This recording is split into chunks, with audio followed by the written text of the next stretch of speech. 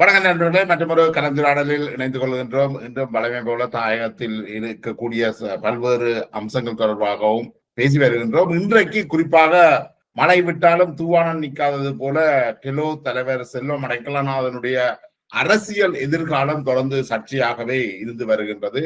இது தொடர்பில் டெலோ கட்சியினதும் செல்வம் அடைக்கலநாதனதும் அரசியல் எதிர்காலம் தொடர்பில் பேசுவதற்காக டெலோ அமைப்பினுடைய ஆரம்பகால உறுப்பினர்களில் ஒருவரும் கனடாவில் மொன்ட்ரியோல் நகரில் டைம்ஸ் FM வானொலியின் கருத்தியலாளராகவும் ஆய்வாளராகவும் இருக்கின்ற முருகானந்தன் என்று அழைக்கப்படும் அட்டாக் சிவா, டெலோவில் அவருடைய புனைப்பெயர் அட்டாக் சிவா அவர்கள் நம்மோடு இணைந்து கொள்கின்றார். வணக்கம் சிவா. எதிர்வரும் ஜனவரி 25 முதல் பிப்ரவரி 9 வரை 15 நாட்கள் தென்னிந்திய ஆலயங்கள் தொடக்கம் கேரளா சுற்றுலா வரை உணவு, தங்குமிடம், என்ட்ரன்ஸ் ஃபீஸ், பிளைட் டிக்கெட்ஸ் உட்பட 2750 பவுண்ட்ஸ்கள். 25 முதல் பிப்ரவரி 9 வரை 15 நாட்கள் தென்னிந்திய ஆலயங்கள் தொடக்கம் கேரளா சுற்றுலா வரை உணவு, தங்குமிடம், என்ட்ரன்ஸ் ஃபீஸ், பிளைட் டிக்கெட்ஸ் உட்பட 2750 பவுண்ட்ஸ்கள். 25 இருக்கைகள் மட்டுமே. இப்போதே புக் பண்ணுங்கள். Gauri Tours.com. வணக்கம் ஜெயபாலன். இப்ப என்னென்றால் நாங்கள் பல்வேறு கேள்விகளும் இருக்குது. ஆனா இருந்தாலும் நாங்கள் தற்பொழுது சர்ச்சைக்குரிய விஷயமாக இருக்கிற டெலோவினுடைய தலைவர் செல்வம் அடைக்கலநாதனுடைய இருப்பு தொடர்பாக பேசலாம்னு நினைக்கிறேன். குறிப்பாக இப்ப இந்த பிரச்சனை கடந்த சில வாரங்களாகவே நிகழ்ந்து வருகின்றது.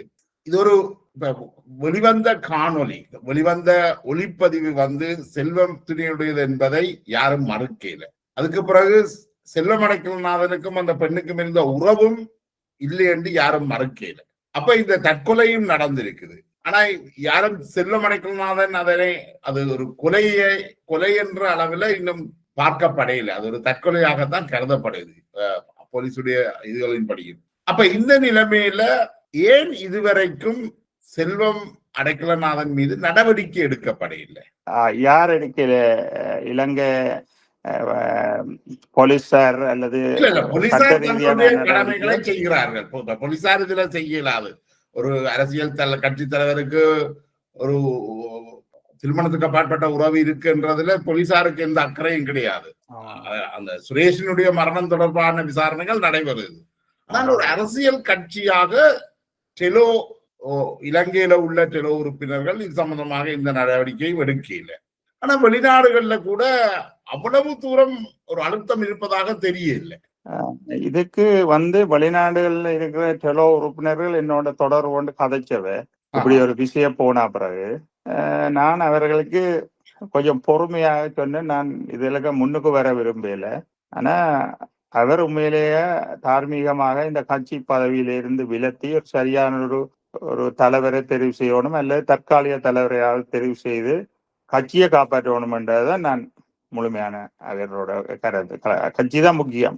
அவர் ஒதுங்கலாம் அல்லது சட்ட நடவடிக்கைகள் ஏதோ நடக்கலாம். அது எங்களை கையில இல்லை. அது இது தொடர்பாக நீங்கள் இலங்கையில இருக்கிற கட்சி பிரதிநிதிகளோட அல்லது அதனுடைய மத்திய குழுவோட பேசி இருக்கிறீங்களா? எனக்கு நேரடியாக ஒருவருடைய தொடர்பு இல்லை. நான் அவ்வளவுக்கு ஒரு லிங்கும் இல்லை. இங்கே உள்ள கனடாவில் உள்ள அவர்களோட, சுவிஸ்ல உள்ள டெலோ உறுப்பினர்களோட, லண்டன்ல இருக்கிறவர்களோட இந்த நண்பர்கள் மாதிரி சில தொடர்பு இருக்குது. அவர்கள் மூலமாக சில விஷயங்கள் அறிஞ்சு நானும் இங்க பார்க்கிறேன். நான் இப்ப என்னென்ன உங்களுக்கு ஒரு நன்கு அறிமுகமான ஒரு பெயர் இருக்கின்றது, அட்டாக் சிவா. அதே போல நீங்கள் ஸ்ரீசாபாரணம், டெலோவினுடைய தலைவர் ஸ்ரீசாபாரணம் அவர்களோட நெருக்கமாக இருந்திருக்கிறீர்கள் அந்த அன்றைய காலகட்டங்கள்ல. இப்பவும் மனிதன் ஒரு அரசியல் விலங்கு. அதே போல நீங்களும் சேகுவோராவினுடைய தொப்பியும் அணிந்து ஒரு அரசியல் விலங்காகத்தான் இருக்கின்றீர்கள். அப்படி இருந்தும் ஏன் இந்த இடைவெளி டெலோவில இருந்து நீங்கள் ஏன் அந்நியப்பட்டது? இதுல பார்க்க மிக முக்கியமானது, நீங்கள் ஆரம்ப காலத்துல NLFT அமைப்பிலையும் இருந்திருக்கிறீர்கள். ஆமா. அதுல இருந்துதான் நான் டெலோவுக்கு இரண்டாவது கட்டமாக டெலோவுக்கு இணைஞ்சது. வாழ்க்கையில பலரும் பல்வேறு சரக்கல்கள் வருவது நீங்கள் விட்ட பெரிய சரக்கல் நினைக்கிறது இல்ல. இந்த உயிரை காப்பாற்றிட்டு சொல்லல. NLFTல இருந்திருந்தா மண்ணோட மண்ணா பூண்டோட பூண்டா அழிஞ்சிருப்பேன். ஏன்னா வலதுசாரி ரீதியான சிந்தனையாளர்கள் இடதுசாரியில மிக கொடூரமான 7000க்கு மேற்பட்டவர்களை அழிச்சு மிகப்பெரிய ஒரு ஒரு சம்பவங்கள் எல்லாம் நடந்திருக்கு. நான் அதான் நிச்சயமாக அதான் நாங்க அதுல இங்க இருந்திருந்தால் நான் உங்களோட கதைக்கு இருக்கேன். அதுதான் உண்மை. அப்படி ஒரு இது இருக்கு. இப்ப டெலோவுல வந்து பல ஆளுமைகள் இருக்கின்றார்கள். அது இலங்கையிலையும் இருக்கின்றார்கள், இலங்கைக்கு வெளியிலையும் பல்வேறு ஆளுமைகள் இருக்கின்றார்கள். ஆனால் இப்ப செல்வம் அடைக்கலநாதன் அவ்வளவுக்கு ஒரு ஆளுமையான தலைவரும் இல்லை. அதாவது இவரை விட்டா வேறு ஒருத்தரும் டெலோவுல இல்லை என்ற அளவுக்கு ஒரு ஆளுமையான நபராக நான் பார்க்கல. அப்படி இருந்தும் ஏன் இவ்வளவு தயக்கம், தாமதம், அவரை மாத்துறதுல ஏன் இவ்வளவு சுணக்கம் ஏற்படுது? அது வந்து இந்த 86ல டெலோ மீது நடந்த ஒரு பின்னடைவான ஒரு விஷயம் நடந்தது. உங்களுக்கு தெரியும், எங்களோட தலைவர் கொல்லப்பட்டார். அதுக்கு பிறகு எல்லாரும் புலம்பெயர்ந்து ஒரு இக்கட்டான சூழ்நிலை வரைக்க அந்த கட்சியில இருந்த புத்திஜீவிகள் மிகவும் ஆளுமை மிக்கவர்கள் எல்லாம் ஐரோப்பிய நாடுகள், ஆஸ்திரேலியா எல்லா நாடுகளும் போய்விட்டார்கள். ஒரு குறைஞ்சது 100க்கும் மேற்பட்டவர்கள் போயிட்டார்கள். இலங்கையிலேயும் சிலர் திருமணம் செய்து ஒதுங்கி அப்படி என்ற ஒரு மிகப்பெரிய பின்னடைவு. அந்த வாய்ப்பை பயன்படுத்தி சீனியாரிட்டி ரீதியா செல்வம் அடைக்கலாம் தான் அப்ப ஒரு சீனியாரிட்டிய முதுமையில இருந்தபடியா 23 வயதுல அந்த கட்சியை இவ்வளவு காலமும் அந்த கட்சியை ஒரு மாதிரி ஏதோ சமாளிச்சு இன்றைக்கு வரைக்கும் எம்பியா இருக்கிறார். கிட்டத்தட்ட விடுதலை புலிகள் தலைவர் கொல்லப்பட்டு கிட்டத்தட்ட 2009, 15, 16 ஆண்டுகள் ஆயிட்டுது. ஆனால் அந்த அமைப்புக்கு ஒரு கட்சி இல்லை. அதாவது கிட்டத்தட்ட ஒரு நிழல் அரசாங்கத்தை அமைத்திருந்த கட்சிக்கு இன்றைக்கு ஒரு இயக்கத்துக்கு ஒரு கட்சி இல்லை, தலைவரும் இல்லை, கட்சியும் இல்லை, தலைவர். அப்படி இருக்கேக்குள்ள டெலோ வந்து இவ்வளவு தூரம் கட்சியாக இருக்குன்றது உண்மை. ஆனா அந்த கட்சியால என்ன நன்மை என்றது தானே ஒரு பெரிய கேள்விக்குறியா இருக்கு. இந்த கட்சியின் தலைமை என்ன செய்து? செல்வம் வந்ததால செல்வமும் டெலோ உறுப்பினர்களுக்கு அல்லது டெலோவில இருந்து பாதிக்கப்பட்டவர்களுக்கு ஏதும் உதவி செய்ததாகவும் தெரியல.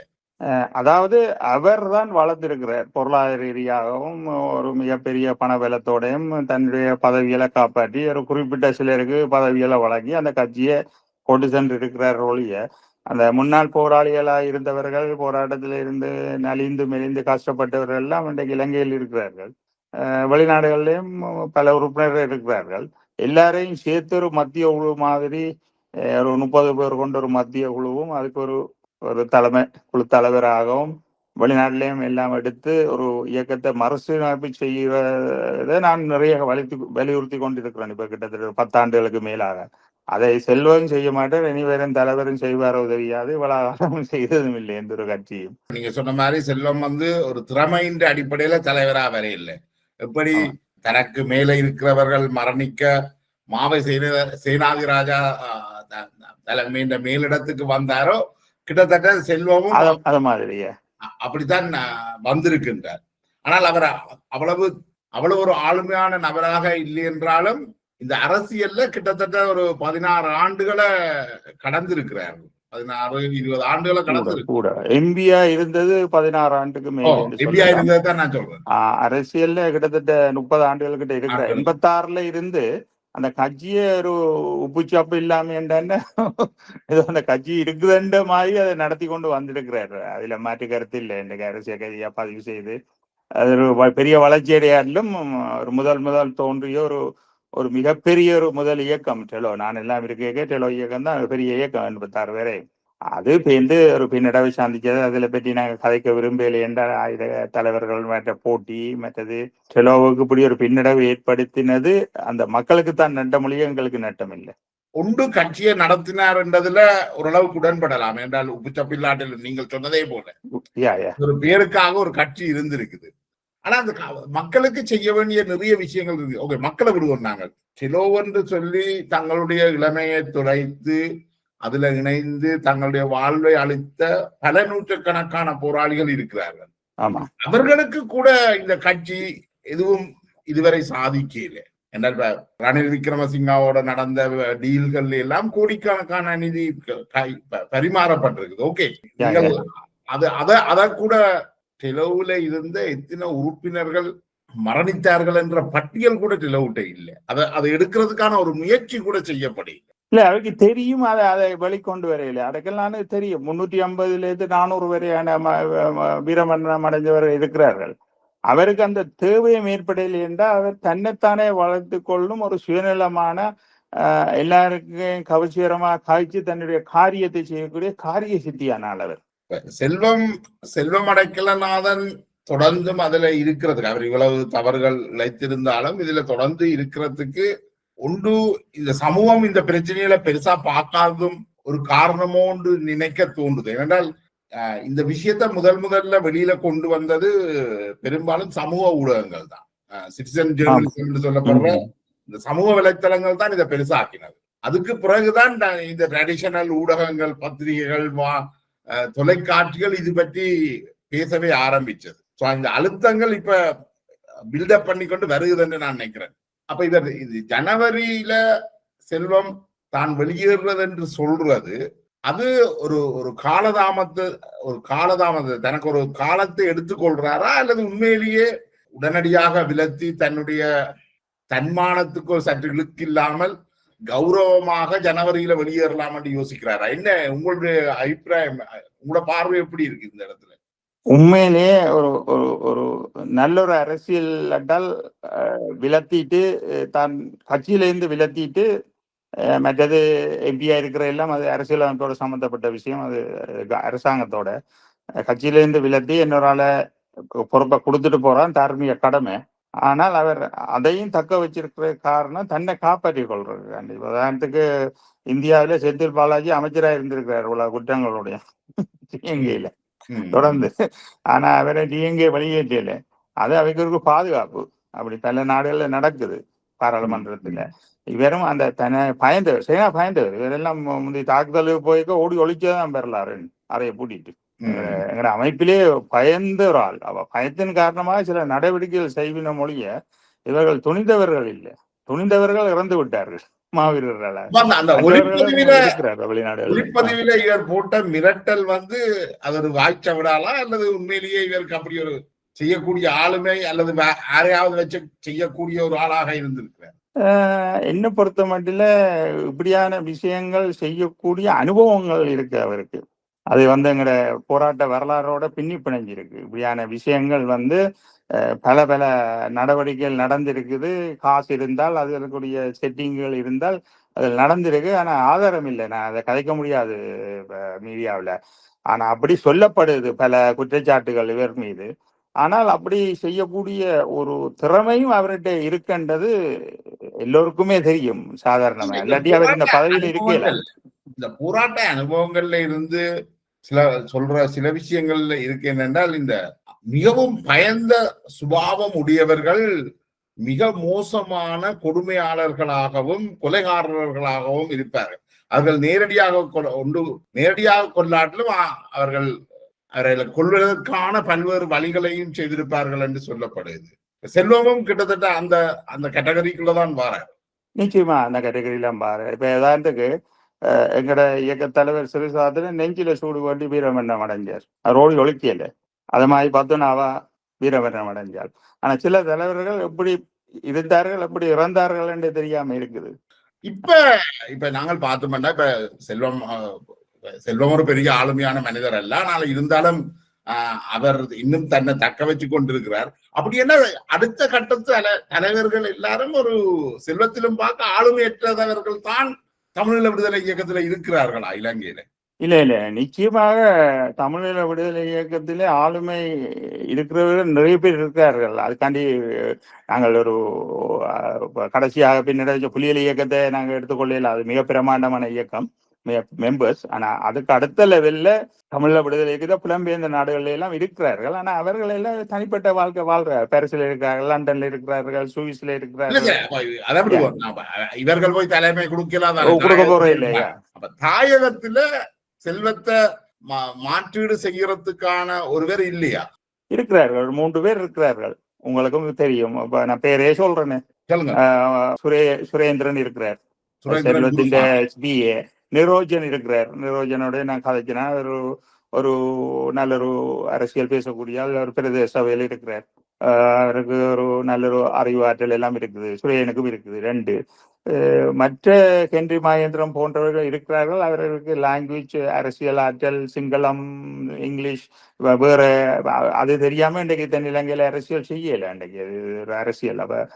அந்த ரீதியில என்னால சுரேந்திரனை தான் விரல் விட்டு காட்ட முடியும். ஏண்டா சுரேந்திரன் சின்னன்லயே நோட்டீஸ் ஒட்டி கஷ்டப்பட்டு டெலோவில் அரசியல் பிரிவில் இருந்து என்ற தம்பி கீழே வேலை செய்து சிறு சாதத்தோட காலத்துல எங்களோட எல்லாம் இருந்து வேலை செய்து 3 பாஷையும் கதைச்சு கொழும்பிலே இருந்து ஒரு அவர் அறிவு கூட எனக்கு தெரியும். அவரைத்தான் முதலாவது. நிரோஷனும் அரசியல் இருக்கிறார். அவர் நேரடியா டெலோவோட சம்பந்தம் இல்ல, இடையில கட்சி ரீதியா வந்தாலும் அவருக்கும் திறமை இருக்கு. இவர்களில் 6வது ஒரு ஆள் தெரிவு செய்யப்படுவார் என்றுதான் நான் நம்புறேன்.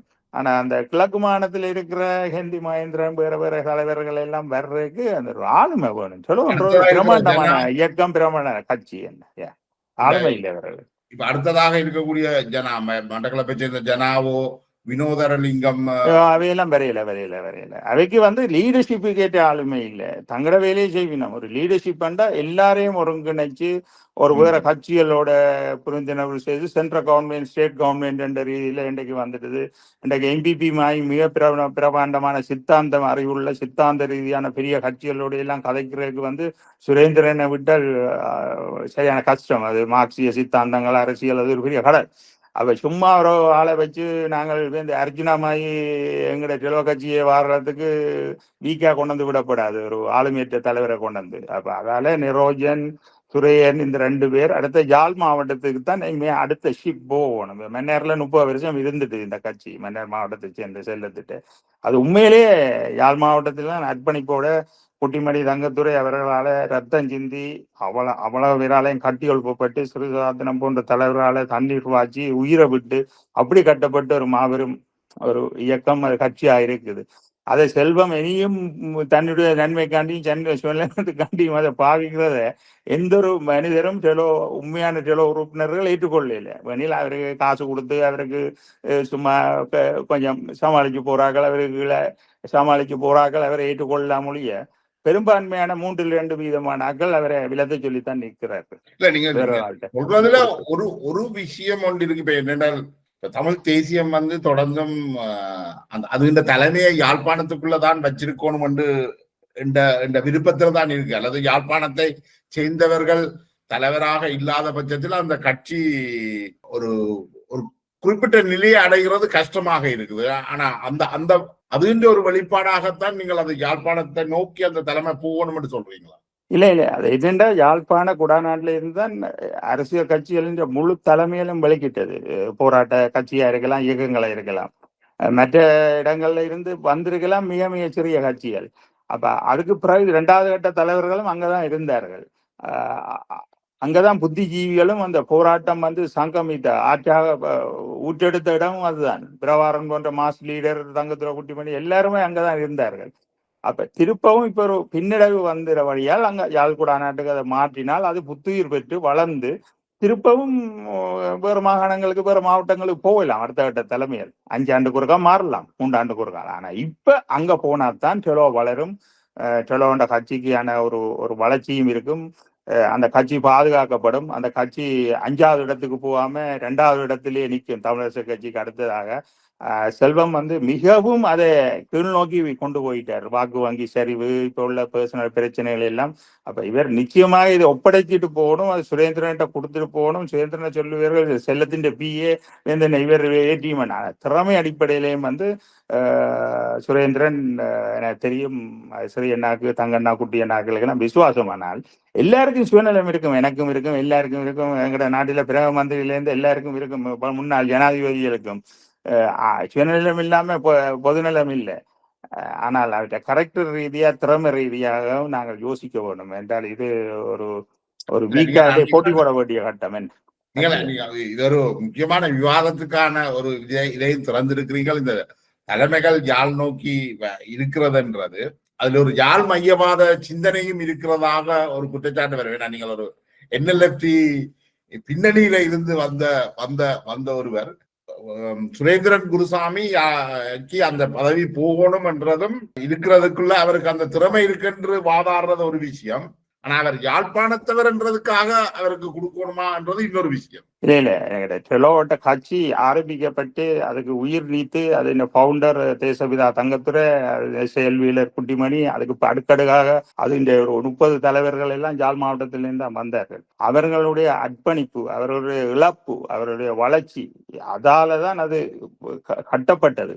அப்ப திருப்பவும் இப்படி ஒரு சரிவு வந்து இப்படி ஒரு பின்னடைவை எதிர்நோக்கி இருக்க வேற மாவட்டங்கள்ல இருப்பவர்கள் இப்ப என்னமாயி இருக்கிறார்கள். 83ஆம் ஆண்டுக்கு பிறகு அந்த பேட்ச் கோவப்படாது இல்லை. ஆனா இன்றைய சூழ்நிலையில 3 பாசையும் தரளமா கதைச்சு தென்னிலங்கையோட சேர்ந்து அரசியல் செய்யக்கூடிய ஒருவரை தெரிவு செய்தா இன்னும் ஒரு 5 ஆண்டுக்கு இந்த கட்சி பின்னடைவை நோக்கி போவார். இப்ப உதாரணத்துக்கு ஹென்றி மகனை தெரிவு செய்தா அவர் ஒரு 3 வருஷம் இருப்பார். அதுக்கு பிறகு அவருடைய வேகம் காணாண்டு இன்னொரு தலைவரை தான் நாங்க தெரிய போறோம்.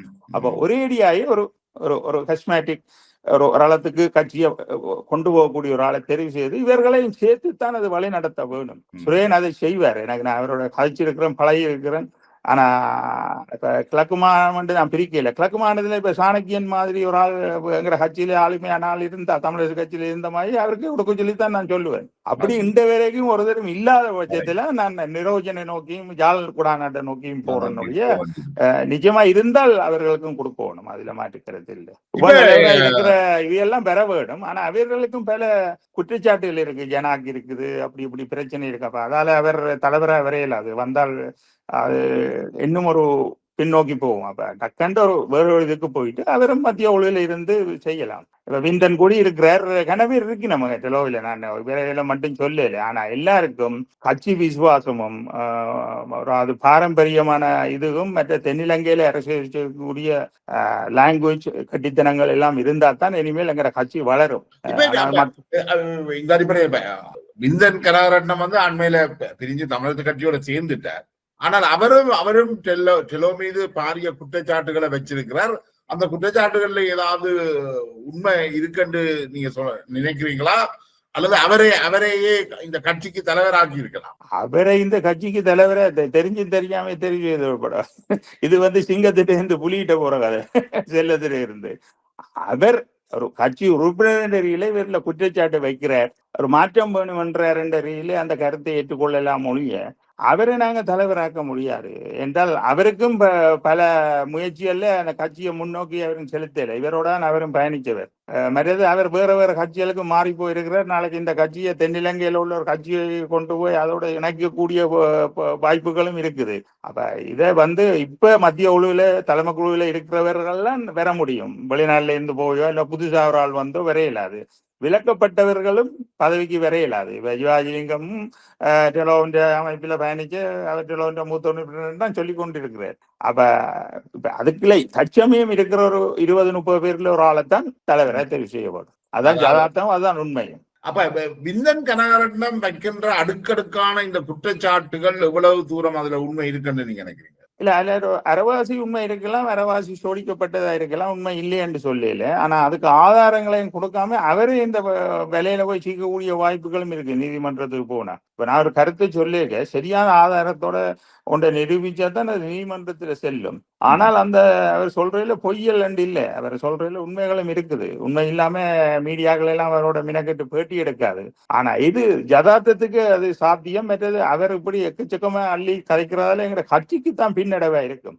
அப்ப செல்வம் அடக்கநாதன்ற விஷயத்தையும் கொஞ்சம் அடக்கித்தான் வாசிக்கணும். ஏனென்றால் அவரை தெரிவு செய்து இந்த தமிழ் சமுதாயம் டெலோ கட்சி எல்லாம் தலைவரை இன்றைக்கு டக்கண்டு ஒரு 5 குற்றச்சாட்டு வைக்கலாம், 10 குற்றச்சாட்டை வச்சு அவரை தூக்கினால் அது ஒரு மிகப்பெரிய ஒரு பின்னடைவா இல்லை. அப்போ குற்றச்சாட்டுகள் அது உண்மையிலேயே நடந்திருந்தால் அந்த குற்றச்சாட்டுகளை வெளிப்படையா சொல்றதுல தவறு இல்லை தானே, அதை மறைக்கணும் அவசியம் இல்லை தானே? இல்ல இப்ப அவருக்கு ஒரு 2 குற்றச்சாட்டே காணும் கட்சியை விட்டுட்டு போறதுக்கு. அதுக்காண்டி எல்லா பழசுகளையும் கிளறி அதையெல்லாம் செய்தால் அது இப்ப இந்த கட்சியில ஒரு வெறுப்பு வந்துட்டா மக்கள் வாக்களிக்க மாட்டார்கள். அந்த செத்த தியாகிகளுக்கும் அந்த கட்சியை வளர்த்தவர்களுக்கும் அந்த ரத்தம் பாய்ச்சியவர்களுக்கும் நாங்க செய்யற துரோகமா முடியும். அது செல்வம் அடக்கம் அதை யோசிச்சு ஒரு முடிவு எடுக்கணும். அவர் சம்பாதிச்சது காணும் பணம் எல்லாம் உலகம் முழுக்க இருக்கு. அப்ப இனி என்னன்னு இதை இன்னொரு ஆள்கிட்ட கொடுத்துட்டு போக வேண்டிய தார்மீக கடமை அவற்றை.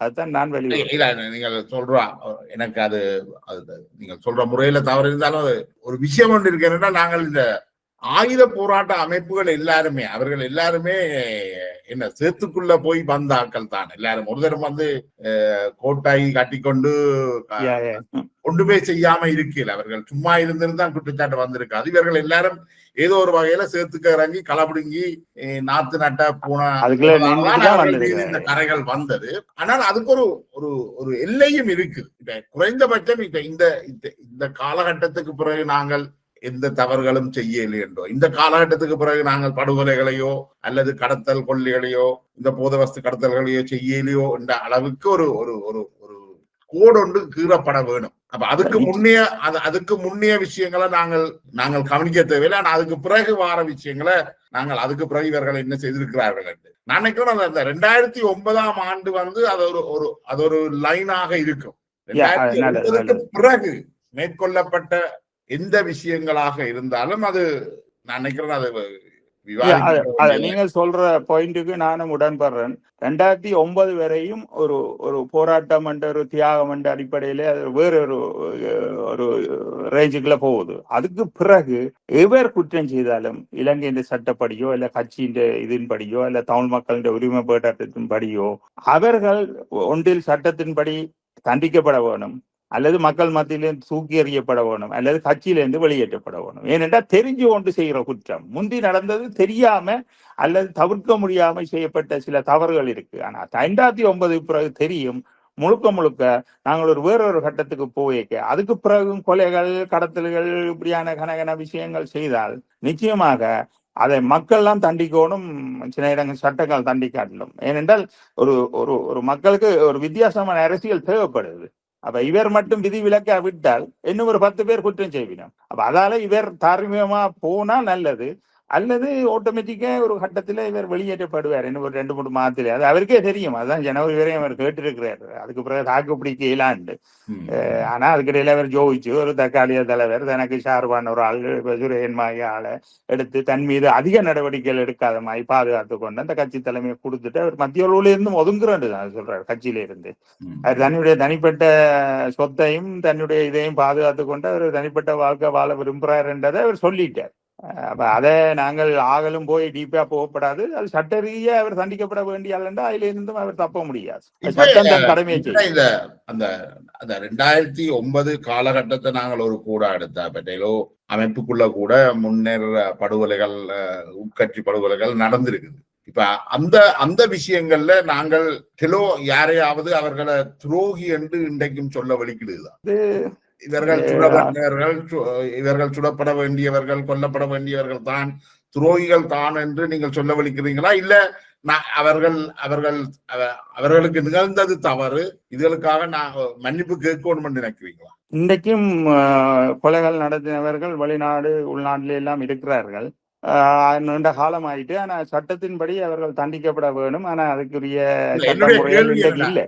கொலைகள் செய்தவர்களை பற்றி அல்ல, கொலை செய்யப்பட்டவர்களுக்கு இன்றைக்கு மன்னிப்பு கூற வேணும். முதலாவது இன்றைக்கு எந்த கட்சியா இருந்தாலும் அது விடுதலை புலிகள் உட்பட அதுக்காண்டி மனம் பிறந்த வேணும். அப்படி இனிமேல் நடக்கப்படாத ஒரு புதிய சித்தாந்தத்தை கொண்டு வந்துதான் அரசியலுக்கு வேற போக முடியும். இல்லை என்று அதை நியாயப்படுத்தி கொண்டிருந்தால் அதுதான் மிகப்பெரிய தவறு. கொலை செய்தவர்களை விட கொலைக்கு வக்காலத்து வாண்டி இன்றைய ஜனநாயக சூழ்நிலையிலும் இந்த NPP அரசாங்கம் இருக்கிற சூழ்நிலையிலும் அதை ஆதரிச்சு அதை ஒத்துக்கொள்ளாம இருப்பார்களா இருந்தா யாராவது, நான் உட்பட, நிச்சயமா அவர்கள்லாம் துரோகிகள். ஏற்கனவே நடந்தது. அது போராட்ட காலத்துல இவ்வளவோ விஷயங்கள் நடந்திருக்கு, சோகமான நிகழ்வுகள், நல்லது கெட்டது எல்லாம். அதை சில நேரம் அந்த நேரங்கள் ஒரு அரசு இருக்கையில ஒரு தெளிவு இருக்கையில ஒரு ஜனநாயகம் இருக்கையில. ஆனா இன்றைக்கு அதை அனுமதிக்க முடியாது. அதுதான் அனுரா இன்றைக்கு வடிவாக சொல்லி கொண்டு வார, சரணடைங்கோ அல்லது நாட்டை விட்டு வெளியேறுங்கோ அல்லது பொது மன்னிப்பு பண்ணி கொண்டு போங்கோண்டு. ஆனா அவர்களுக்கு இடையிலேயே ஒரு நிழல் அரசாங்கம் இருக்குது. தமிழ் நிழல் அரசாங்கம் இருக்குது, சிங்கள தரப்பிலையும் இருக்குது. அதையும் அடுத்த டேர்மிலாம் இல்லாம செய்யப்படும் ஒரு அளத்துக்கு. அதுவரை இப்படியானவர்கள் கொஞ்சம் அங்கே சென்று சமாளித்து நிற்கத்தான் பார்ப்பார்கள். ஆனால் சட்டமோ மக்களோ இனி அதை அனுமதிக்கப்படாது. ஏனென்றால் இன்றைக்கு ஆயுத ரீதியா நேரடியாக மக்களை விரட்டுறக்கோ அல்லது மக்களை அடிபணிய வைக்கிறோக்கோ எவரையும் செய்ய முடியாது, அரச படையிலையும் அரசாங்கத்தையும் தவிர. அப்பேன் இவர்களுக்கு மக்கள் பயப்பட வேணும் அல்லது கட்சி உறுப்பினர்கள் பயப்பட வேணும். அப்போ ஒன்றே ஒரு விஷயம், பணம், அதிகாரம், பணம். அப்ப அந்த பணமும் ஒரு அளவுக்கு மேல வேலை செய்யாது.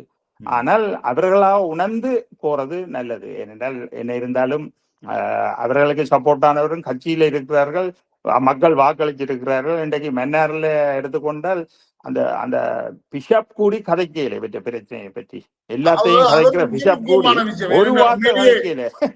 இவர் ரெண்டபடியா இதே வேற எம்பி மேர் என்றால் வளத்துக்கு போய் அங்க புள்ள இங்க புள்ள நீங்கள் எல்லாம் இருக்கலாமோ அப்படி ஒன்று பெரிய போர்க்கொடி தூக்கி இருப்பார்கள். இந்த காத்தாலைக்கே மண்ணெண்ணை போட்டு படுத்தி விட்ட பாடு. அப்ப அப்படி பார்க்க அவர்களும் அடக்கி வாசிக்கிறார்கள். அதுக்கு பின்னணியில தான் மீடியாக்கள் வேறு ஆக்கள் எல்லாம் கொஞ்சம் சுலோவா வாசிக்கிறார்கள். அந்த சங்கு கூட்டணியில இருப்பவர்கள் கூடி இதை பெருசா எடுத்துக்கொள்ளல, வேற கட்சிகளும் எடுத்துக்கொள்ளல. அரசாங்கம் அதை எடுத்துக்கொள்ளாது. ஏனென்றால் அரசாங்கம் இந்த கட்சிகளை பிரிச்சு இந்த கட்சிகளை 5-6 பிரிச்சு ஆட்சி செய்யத்தான் அவர்கள் தங்களுடைய வாக்கு வங்கி வடகிழக்குல பெருப்பிக் கொள்ளலாம். அப்ப இதை அவர்களா போய் செய்ய மாட்டார்கள். இவர்கள் போய் முறையிட்டால் அல்லது சட்டரீதியா வழக்கு போட்டால் தான் அவர்கள் ஆக்ஷன் எடுப்பார்கள் ஒழிய சில பேர் கேட்கிறார்கள் அனுரா ஆக்ஷன் எடுக்க. அனுராக்கும் டெலோ கட்சியின் இந்த பிரச்சனைக்கு என்ன சம்பந்தம் இருக்கு என்று எனக்கு கண்டா விளங்கியல். அவருக்கு 1000 பிரச்சனை இருக்கு நாட்டில, பொருளாதார பிரச்சனை எல்லாத்தையும் பார்க்க. அது இன்னொரு கட்டத்துல தலையீடு செய்தால் அது அரசியல் தலையீடா இல்லாம அரசியல் தலையீடா போகும். இது ஒரு சின்ன பிரச்சனை. என்னென்னா எங்களுக்கு ஒரு எழுதப்படாத ஒரு விஷயம் ஒன்று இருக்குது. அதை நான் கதைக்க விரும்பல. எங்களுக்கு சார்பானாக்கள் குற்றம் செய்தா ஒரு கதை, எங்களுக்கு எதிரானாக்கள் இதே குற்றத்தை இன்றைக்கு டக்குல சிவனந்தாவில் வேற ரீதியான இதால இல்லவர்கள் தமிழ் தேசியத்துக்கு இருக்காதாக்கள் செய்திருந்தா இன்றைக்கு அது ஒரு பெரிய பூதாகரமா போய் பெரிய பெரிய பிரச்சனையா போயிருக்கும். இதையே அடக்கி வாசிக்கிறார்கள். இதுவும் ஜனநாயகம் தான், எல்லாரும் குற்றத்துக்கும் சட்டத்துக்கும் சமம் தான். அப்ப இதுலதான் எங்கட பாரபட்ச அரசியல் இருக்கொழிய நான் யாழ் மாவட்டத்தை நோக்கி போற பிரதேசவாதம் இல்லை. அதையும் தாண்டின ஒரு போலி தமிழ் தேசியம் ஒன்று எங்களுக்குள்ள ஓடிக்கொண்டிருக்குது. இதர தண்டிக்கப்படாது. எல்லா அயோக்கியர்களும் போய் அடைக்கலாம் பூந்து இருக்கிறார்கள், தமிழ் தேசியத்துக்கு பூந்து இருக்கிறார்கள். பூந்து அதுக்குள்ள கூட போல இருக்கிறார்கள். அதுல செல்வம் ஒரு ஆள் தமிழ் தேசியத்துக்கு அண்டைக்கும் இருக்கிறார். அப்ப இது வெளிப்படுத்தப்பட வேணும். அவர்களுடைய பிரச்சனைகள் அவர்களா ஒதுங்கி புதிய தலைவர்கள் வரணும், இளைய தலைமுறை வரணும். எல்லாம் எடுத்ததுக்கெல்லாம் சுமந்திரனையும் அனுராகுமார் நாயக்கையும் குற்றஞ்சாட்டுற இந்த ஆக்கள் இன்றைக்கு இந்த பிரச்சனையை அடக்கி வாசிக்கணும் என்றால் அப்ப எனக்கு இதை நேரடியா கதைக்க முடியாது உங்களோட. ஆனா எனக்கு என்னென்னு தெரியும், என்னென்று காரண காரியம் எல்லாம் தெரியும். எனக்கு 40 வருஷ அனுபவம் இருக்கு. இதுதான் தமிழருக்கு விடுதலை அடைக்கல. மிக விரிவாக கதைப்போம். நான் நினைக்கிறேன் இந்த ஒரு நீண்ட உரையாடலை தந்ததுக்கு மிக்க நன்றி. அப்படி என்று சொன்னால் அடுத்த ஜனவரியோட செல்வம் அடைக்கலநாதனுடைய அரசியல் அஸ்தமிக்குதுன்னு சொல்றீங்க. நிச்சயமா நாங்க செய்கிற தாக்கத்துக்கு சமமான எதிரான மறு தாக்கம் இருக்குண்டு. அவர் என்ன செய்தாரோ அதே இன்றைக்கு அவரை கழுத்து இருக்குது. அவர் இப்பவும் தப்பிக்கலாம். அவருக்கு எதிர்க்கக்கூடிய அட்வைஸ் கொடுக்கணும். இப்ப கூட சுரேனை தெரிவு செய்துட்டு டக்கண்டு விலத்தி இருந்தால் அட்லீஸ்ட் தலை போடுறது சும்மா தலைப்பாவோட போடும். அதையும் செய்யாம இருந்தால் மக்கள் விரட்டி அடிச்சு வேட்டியோட ஓடுற காலம் கூடி ஒரு நாளைக்கு வரும். செல்லம் அடக்கல்னாண்டுக்கு ஏன்டா மக்களுக்கு முன்னால தாக்கு பிடிக்கலாது. அதால அவர் அடுத்த கட்டத்துக்கு போறத நல்ல நான் சொல்றேன். இப்ப செல்வம் அடைக்கலாம் கட்சியில இருந்து விலத்தினால் பாராளுமன்ற பதவி சுரேனுக்கு போகுமா, அல்ல சுரேன் எடுப்பாரா, அல்லது பாராளுமன்ற பதவியை அவர் தொடர்ந்து வச்சிருப்பாரா? இல்ல, அது பாராளுமன்றத்தை வச்சிருக்க சபாநாயகருக்கு உரிய சட்டமும் மற்ற பாராளுமன்றத்தில் உள்ள அந்த கோப்புகளோட சம்பந்தப்பட்டது.